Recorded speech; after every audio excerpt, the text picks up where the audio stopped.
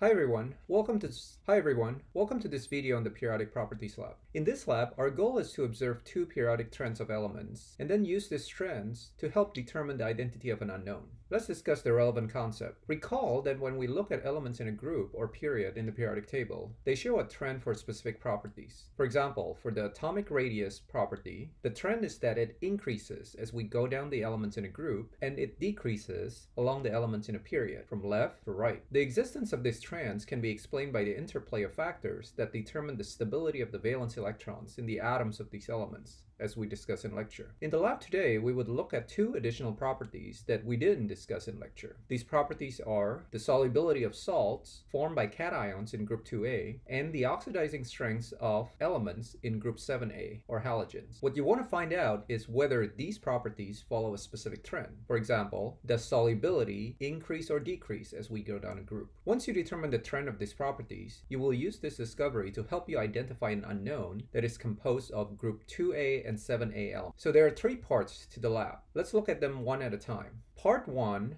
is on looking at the solubility of ionic compounds containing group 2A cations. The cations are going to be magnesium, barium, strontium, and calcium ions. The general procedure goes as follows. You will add 1 milliliter of a soluble salt containing your group 2A cation, for example barium nitrate, to a test tube containing 1 milliliter of a soluble salt containing an anion, for example sodium carbonate. You will mix these solutions very well, either by swirling the tube or using your stirring rod. Once you let the mixture settle, observe to see if any precipitate forms. Record your observation in the lab report shown here. If you don't see a precipitate, write no precipitate or use some type of symbol like the minus sign. If you see a precipitate, indicate how much precipitate is formed and the texture of the precipitate. For example, is it finely ground like powder or is it large chunky pieces? Once you collect all your data, you will need to analyze the pattern to determine the solubility trend of the salts containing the cations. Let's look quickly at the following sample data. So you've mixed 3 cations with 3 anions and written down your observations. The symbols indicate the amount of precipitate formed.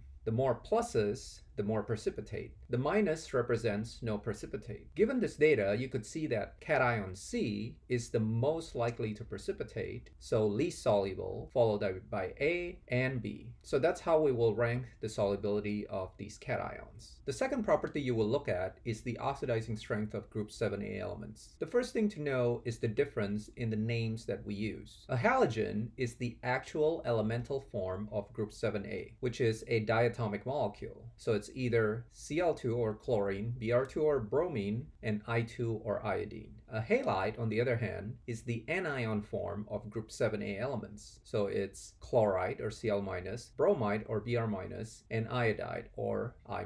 When we mix a halogen and a halide, there is a single displacement reaction that can take place. Let's illustrate this. For example, if I mix halogen A2 with the halide B-, there are two possible outcomes. One is that a reaction takes place. The products will be A- and B2. You can see that this is a redox reaction, and A2 is reduced to A- and B- is oxidized to B2 if you look at their oxidation states. That means A2 acts as an oxidizing agent for B-.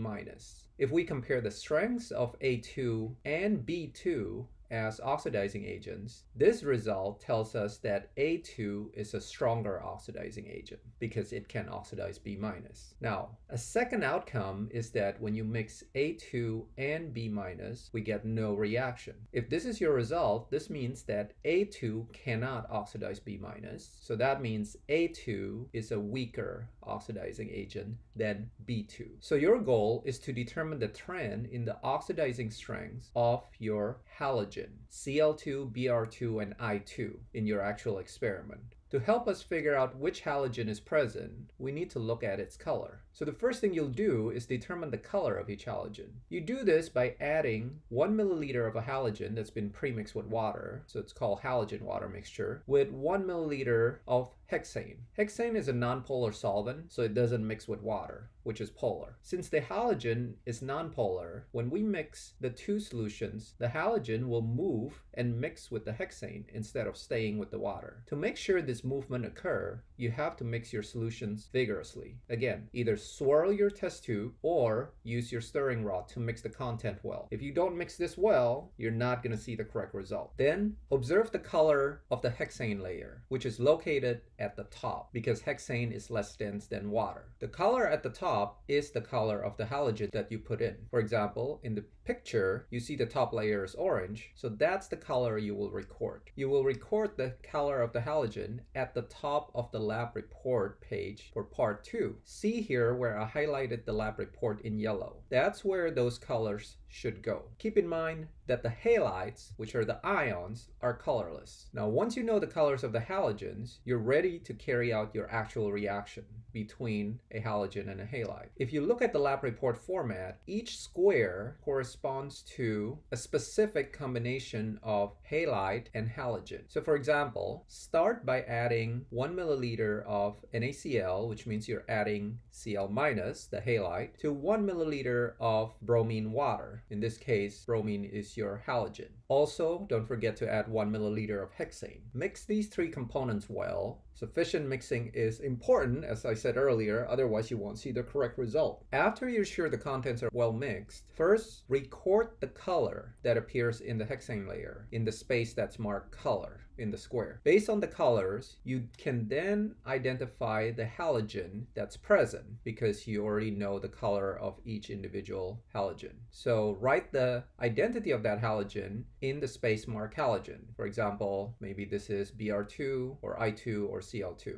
Lastly, you're going to write the correct reaction that occurs as a result of this mixing and based on the observations you made. So again, there are two possibilities. You can either have a reaction or you can have no reaction. Either way, you're going to have to write an actual chemical equation. Repeat the step that you just did for all the different combinations of halogens and halide that you have in your lab report, and then use the results to rank the oxidizing strength of your halogens. Here's a quick example on how to do your data analysis. Let's say you have two halogens, E2, which is green, and F2, which is blue. The halide versions, here's an example on how to analyze your data. Let's say you have two halogens, E2, which is green, and F2, which is blue. The halide versions, E minus and F minus, are both colorless. Let's say you carry out a reaction between NaE, which is a sodium salt of E minus, and F2, and you see that the hexane layer is blue. What's your conclusion about the relative oxidizing strengths of E2 and F2? So let's interpret the result. If the final color is blue, then the halogen that's present must be F2. If that's the case, the reaction that we have to write looks like this. We have E minus reacting with F2, giving us F2 again, which means that there's no reaction. This result means that F2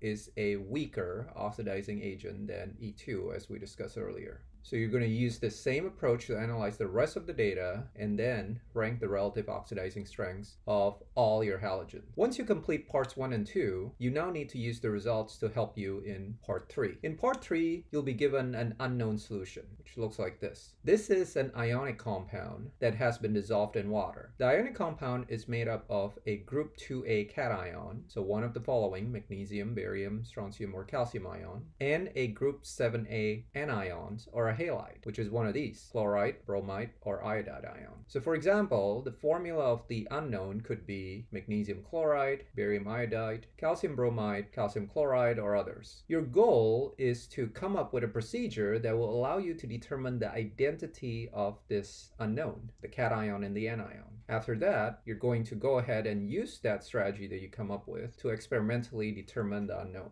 So here's an example of a similar idea. Let's say you know the following about these three chloride salts. Aluminum chloride is soluble in water at any temperature. Lead chloride is only soluble in hot water, and silver chloride is insoluble in water at any temperature. You're asked to come up with a procedure that identify the cation in an unknown that contains either aluminum, lead, or silver as a nitrate salt. Alright, let's start by realizing that the reason that the anions are all soluble at the beginning is because it's a nitrate salt. Okay, so we need to make it precipitate. The first step that we do here in our procedure is to mix 1 milliliter of our our unknown with 1 milliliter of HCl and then mix it with stirring rod. Now at this point, if we don't see a precipitate, we would conclude that we have aluminum in our unknown because aluminum doesn't precipitate with chloride. But let's say we see a precipitate, that means we can either have lead or silver ion. So we continue to the next step. Now we're going to put that test tube containing the precipitate in a hot water bath. At this point, if the precipitate disappears, then we know we have lead because lead chloride dissolves in hot water. However, if the precipitate remains, then we have silver chloride because silver chloride is insoluble. You can also create a flow chart as your procedure, as shown right here. Sometimes that's a little bit clearer for some students to see. Okay, now I want you to work on this assignment, which you must turn in at the beginning of our lab meeting. Here are two tables similar to the result you will obtain in your experiment today. The first table represents the solubility of group 2A cations, A, B, and C, when paired with different anions. The second table shows the result of the reaction between halogens, E2 and F2, with